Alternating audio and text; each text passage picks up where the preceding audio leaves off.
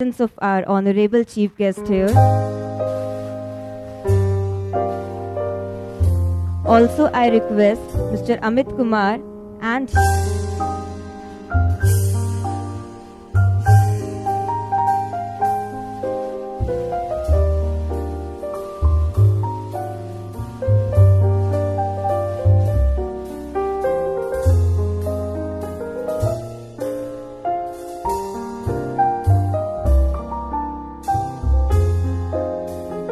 Before initiated my speech, I would like to brief about my magazine, The Leader Speak.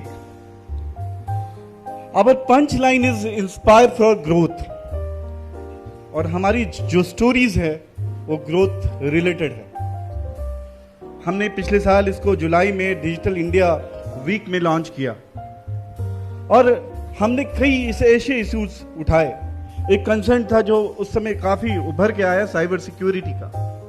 और cyber security issues पे अभी India में बहुत ही कम information है और उस पर हम लोगों ने काफी वर्कआउट किया। अवेयरनेस फैलाने के लिए हम लोगों ने काफी आर्टिकल्स इसमें हमने पब्लिश किया। काफी अप्रिशिएशन मिला रीडर की ओर से, क्योंकि हम लोग बिलीव करते हैं reader is leader, reader he leader है। और इस बात को हम इस मैगजीन में जो अभी स्टोरी है इसमें हम लोगों ने अपने आज का टॉपिक स्किल इंडिया, उसमें स्किल इंडिया मिनिस्टर रूडी जी का इंटरव्यू हम लोगों ने कैरी किया और एक बड़ा एक्सक्लूसिव रिपोर्ट डिजिटल इंडिया पर अभी हम लोगों ने रखा है। डिजिटल इंडिया, और बड़ा मेरा आश्चर्य लगा जानकर कि हम लोग डिजिटल इंडिया की बात कर रहे हैं, ई गवर्नेंस की बात कर रहे हैं। सिर्फ 14% एमपी के पास, सिर्फ 14% MP of Lok Sabha have a website. और उसमें हम लोग एक फाइंडिंग देखा कि राज्यसभा में 4% है, इवन एमएलएज में 0.7% लोग के पास अपना पर्सनल वेबसाइट है। तो ई गवर्नेंस तब सक्सेसफुल होगा जब हमारे रिप्रेजेंटेटिव भी ऑनलाइन हो।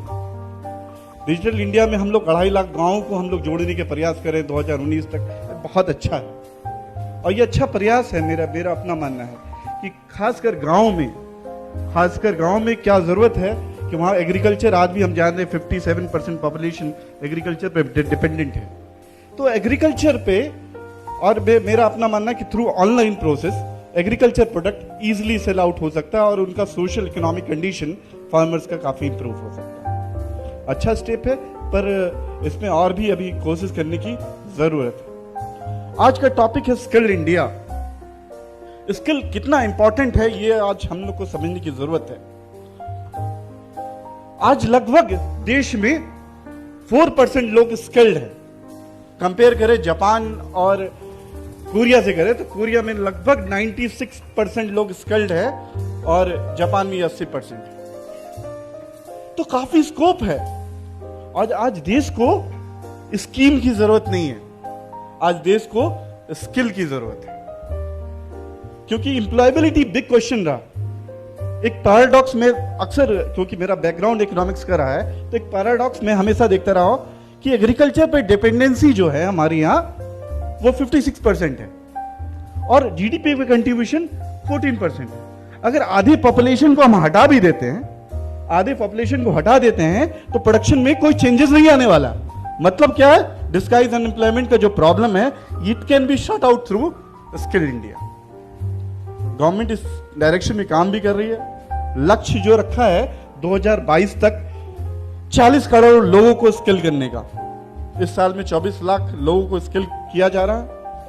ये कठिन डगर है और ये सिर्फ सरकार पर डिपेंडेंट होना नहीं है। इसमें हम पब्लिक प्राइवेट पार्टिसिपेशन भी बहुत इंपॉर्टेंट पार्ट प्ले करता है। तो स्किलिंग बड़ा इंपॉर्टेंट पार्ट है। और सबसे बड़ा चीज है कि स्किलिंग जो हम लोग दे रहे हैं उसके बाद एम्प्लॉयबिलिटी बन रही है कि नहीं, एक बिग क्वेश्चन। और आज हम 5 सेशन में इसी पर डिस्कशन करने वाले हैं। क्योंकि हमारे ऑनरेबल मिनिस्टर नहीं आ पाए, कुछ उनका एंगेजमेंट आ गया, तो उनका लेटर हमारे पास आया हुआ है। तो उसमें उन्होंने बोला कि जो भी थीम निकलता है समिट का वो आप मिनिस्ट्री को दें। और हम चाहेंगे कि जो थीम यहां से निकलता है मिनिस्ट्री तक जाए और उस पर कुछ वर्क भी हो। क्योंकि स्किलिंग बहुत इंपॉर्टेंट पार्ट है। हम पॉवर्टी हटाने की बात कर रहे हैं, हम अनएम्प्लॉयबिलिटी हटाने की बात कर रहे हैं। ये तब तक नहीं हट सकता जब तक हम स्किलिंग को बढ़ावा नहीं दें। और भी लोग हैं, और मैं यहीं पर अपना स्पीच खत्म करता हूं। और मैं सभी का जो भी हमारे स्पीकर्स हैं उनका भी मैं हार्दिक अभिनंदन करता हूं। एक जोरदार तालियों से मैं हमारे सारे स्पीकर्स के लिए, और थैंक यू वेरी मच। और हम चाहते हैं कि समिट से कुछ प्रोडक्टिव निकले जो सोसाइटी में और जो लास्ट सेक्शन ऑफ सोसाइटी है उनको कुछ ना कुछ बेनिफिट हो। Thank you very much.